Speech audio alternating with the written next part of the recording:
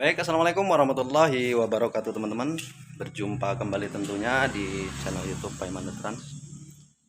Hari ini saya tetap melakukan aktivitas seperti biasa, yaitu melakukan restorasi. Jadi saya terus membagikan tentang sepuhan supaya teman-teman khususnya yang pemula bisa lebih memahami bagaimana sih sebenarnya sepuhan ini. Nah, di sini sudah ada beberapa barang restorasi yang sudah datang dan akan saya perbaiki. Jadi untuk barang-barang restorasi seperti inilah yang memang saya dulukan teman-teman. Di sini saya akan membagikan melalui satu buah barang restorasi, yaitu egrek sawit teman-teman ya. Kita akan melihat kenapa sih egrek sawit ini harus diperbaiki. Jadi ceritanya egrek sawit ini baru saja diperbaiki teman-teman di salah satu pandai besi di Aceh Singkil ya. Kita tidak bisa menyebutkan namanya. Jadi sini saya hanya ingin menjelaskan kepada teman-teman tentang kesalahan pada saat penyepuhan. Nah, di sini egrek ini sudah digunakan 1 hari setelah penyepuhan ulang teman-teman. Di sini bisa kita lihat mata bilahnya ini melipat teman-teman, atau melewat ya. Di sini bisa kita lihat. Nah, ini dia. Ini melewat.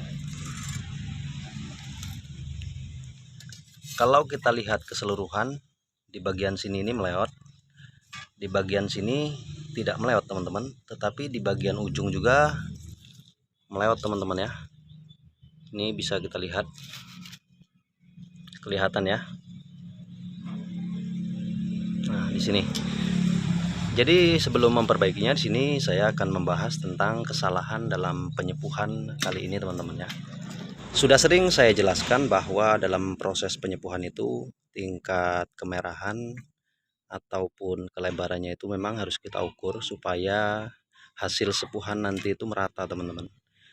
Jika tingkat kemerahan tidak merata, contohnya seperti egrek sawit ini teman-teman yang baru saja disepuh ulang, ini hasilnya kan tidak merata ini. Kenapa bisa terjadi seperti ini? Bisa jadi tingkat kemerahannya itu memang tidak merata, sehingga hasil sepuhannya juga tidak merata teman-teman ya. Maka dari itu hari ini saya akan memperbaikinya, dan nanti akan saya jelaskan kembali bagaimana sih cara penyepuhan agar tingkat kemerahannya ini merata, sehingga nanti hasil sepuhannya juga merata. Dan nanti kita juga akan melihat bagaimana kelebaran sepuhannya dan hasil akhir dari sepuh ulang yang saya lakukan nanti teman-teman ya. Sekarang saya akan merubah bentuknya. Di sini di bagian sini ini terlalu tunduk.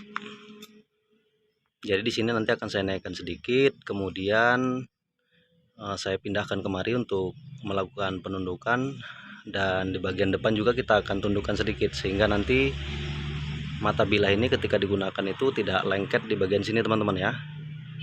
Jadi ini agak tidak terlalu berat nanti kalau sudah kita naikkan ini. Kalau bentuknya ini di sini terlalu bengkok, ini biasanya nyangkut di sini. Apalagi bagian ujung ini sangat lurus. Jadi nanti saat kita gunakan untuk mengegrek sawit ini agak ini lengket ya. Jadi sini kita akan melakukan perbaikan dulu bentuknya, kemudian nanti saya akan melakukan penyepuhan ulang, dan nanti sama-sama kita lihat bagaimana hasil sepuhan yang saya lakukan hari ini. Jadi sini teman-teman khususnya pemula ini perlu diperhatikan supaya teman-teman tidak melakukan kesalahan seperti egrek ini teman-teman ya. Kita lanjut bagaimana proses merubah bentuknya terlebih dahulu.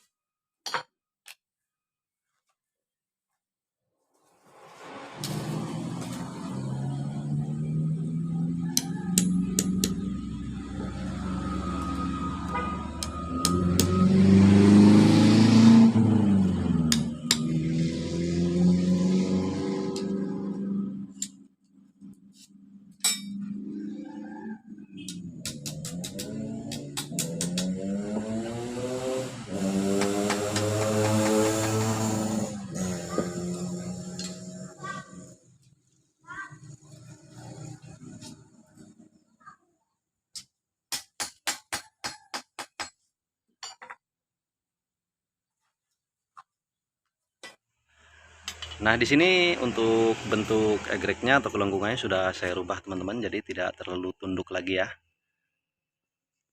Nah, setelah dirubah seperti ini sepuhan awalnya atau sepuhan yang tadi ini sudah netral teman-teman, karena sudah dilakukan pembakaran sambil merubah bentuknya. Jadi ini proses ini juga sekaligus menetralisir sepuhan yang ada teman-teman ya. Jadi di sini egrek ini sudah dalam posisi netral untuk sepuhannya teman-teman. Di sini yang perlu kita perhatikan juga bagian mata bilah ini jangan sampai lari ke kanan dan ke kiri teman-teman.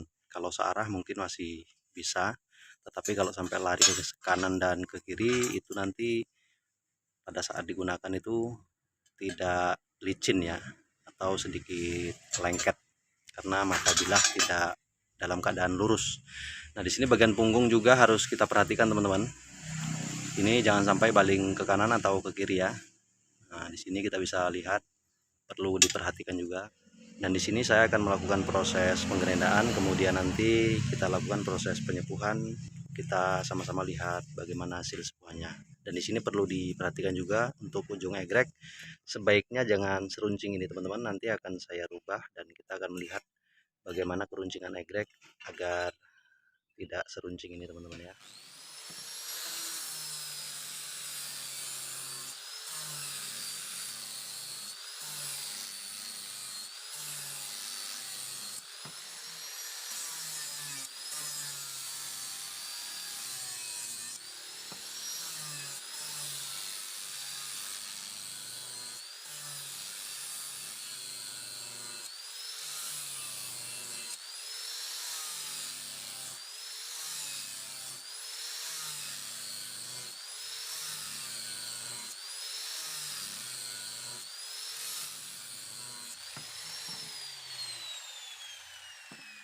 Baik teman-teman, di sini saya sudah melakukan proses penggerindaan, jadi sesaat lagi kita akan melakukan proses penyepuhan ulang teman-teman.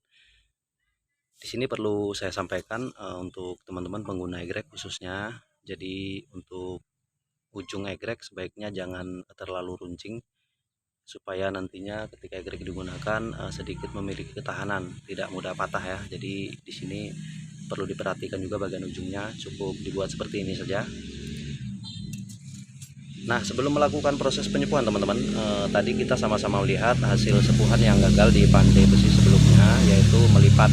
Ada yang melipat dan ada yang jadi atau tidak melipat, tetapi lebih banyak yang melipat. Jadi di situ saya mengartikannya bahwa pada saat proses penyepuhan tingkat kemerahannya pada saat pembakaran itu tidak merata. Jadi di sini saya akan mengatasinya dengan proses penyepuhan, akan mengukur baik tingkat kemerahannya maupun kelebaran sepuhnya agar nanti hasil sepuhannya juga merata. Nanti sama-sama kita akan melihat hasil sepuhannya teman-teman ya.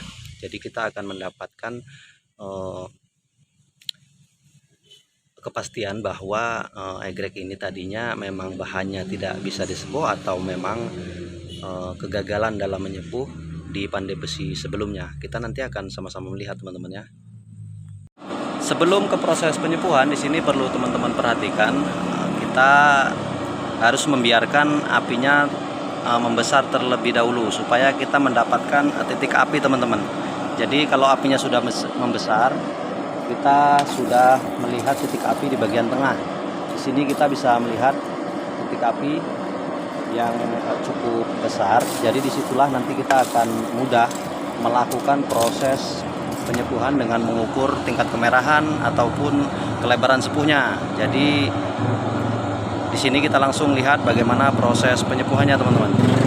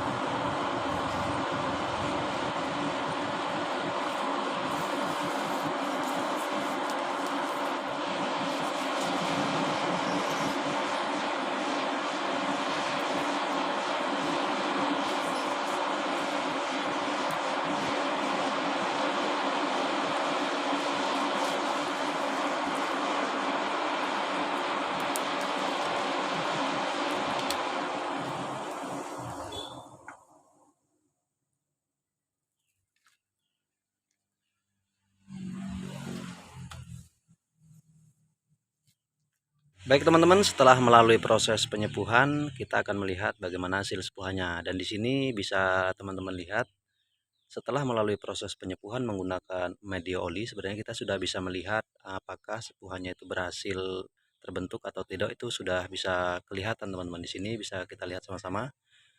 Nah, di sini hasil sepuhannya sudah terbentuk. Itu artinya kesalahan pada egrek ini tadi yang hasil sepuhannya melipat itu memang real kesalahan pandai besi sebelumnya, yaitu gagal saat melakukan proses penyepuhan. Dan di sini kita bisa melihat setelah melalui proses penyepuhan ini hasil sepuhan sudah terbentuk teman-teman. Jadi mungkin demikian saja video dari saya kali ini teman-teman. Mudah-mudahan video ini bisa diambil pelajarannya ya. Di sini saya akan melakukan pekerjaan lainnya, sudah kedatangan egrek yang baru teman-teman. Jadi untuk restorasi ini bukan hanya egrek-egrek bekas, tetapi egrek-egrek baru seperti ini juga di restorasi teman-teman, agar nantinya saat digunakan itu nyaman. Buat teman-teman yang masih setia di channel ini, saya ucapkan terima kasih. Jadi masih banyak lagi pengalaman-pengalaman pandai besi yang akan saya bagikan di channel ini. Sampai jumpa di video berikutnya. Saya Paiman Trans. Wassalamualaikum warahmatullahi wabarakatuh.